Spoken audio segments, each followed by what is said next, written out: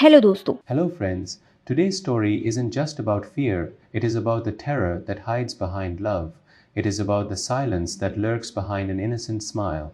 This is the story of Audition, 1999, a film in Japanese cinema that blurred the line between romance and horror. So let's begin. The story begins in a hospital where a child, Shigehi, eats his ailing mother when he is hungry. But before he can do so, his mother has already breathed her last. An incomplete goodbye lingers in Shigehi's eyes. Years pass.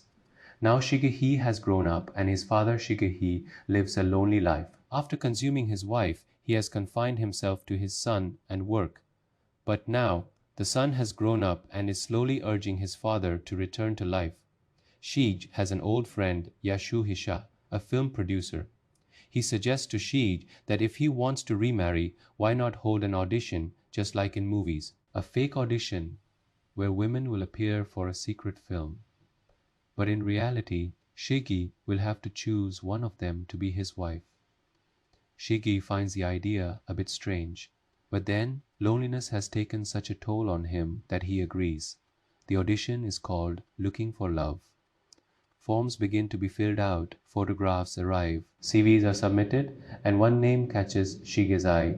Asami, a beautiful, shy, and simple girl. Upon reading her file, Shige is impressed by her quiet nature and old classical dance background. The day of the audition arrives. One by one, the girls give interviews. Everything goes according to the script. But as soon as Asami appears in front of the camera, time seems to stand still. Her posture, her grace, her quiet voice, a strange depth in her eyes.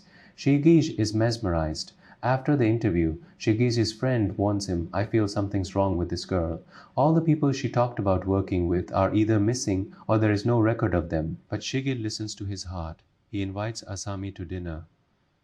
There was something about their first meeting that drew him closer to her. Asami says simply, that film meant nothing, but at least I met you. Shige feels he has found his love. He takes her to a hotel and there for the first time they grow close. But that very night, Asami makes a strange condition to Shige. You will belong only to me. There will be no relationship between you and anyone else. Shige accepts his condition because he is now completely in Asami's heart. He falls asleep, but when he wakes up in the morning, Asami is gone. No phone call, no letter, just a silence. From here, the story takes a turn, and the truth that begins to emerge will change Shige's life forever. The story then moves to the night of that day at the hotel. Shige is on the most emotional and intense date of his life. Asha sits in front of him. There is a depth in her eyes, a silence that is like the calm before a storm. She is smiling, but behind her smile there is a secret hidden. After dinner ends, within the silent walls of the hotel room, an unspoken deal is struck between them. Asha undresses, calls Shigeru over, and shows him her burn scars. Her thighs, her stomach, everything. Like the anger of a raging volcano from the past, you will be mine alone, Asami says softly. There is no complaint, no anger in her voice. Just one condition, one claim. And Shigeru, who has lived in loneliness for years, who has only collected memories in the name of love, bows his head.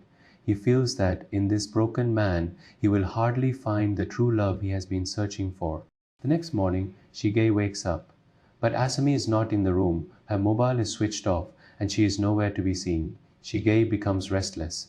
He recalls the events of the dinner night. The silent crack in Asami's eyes makes him realize something is wrong. He goes to the bar where Asami said she worked, but the bar has closed years ago. There, he finds an old man who tells him a horrific murder took place.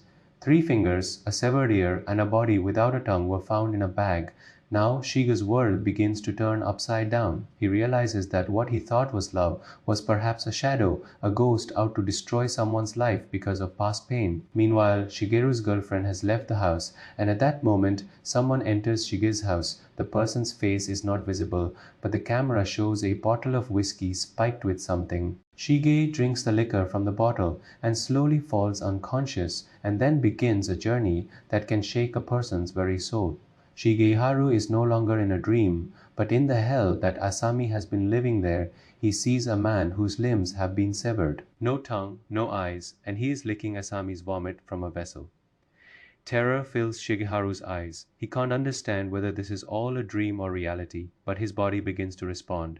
Asami arrives with a thick needle and stabs him under the eye.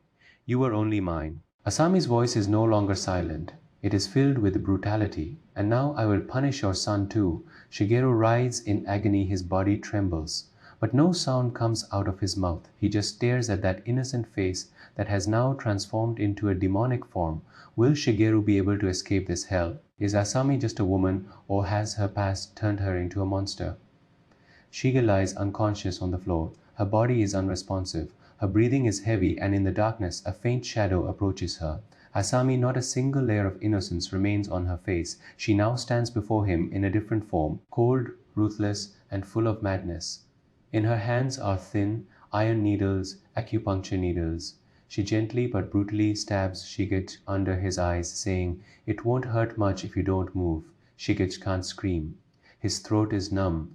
His body feels like it is trapped in a cage. Asami slowly inserts the needle into every part of his body, one after the other, and each time she repeats the same words. Kiri, kiri, kiri, kiri.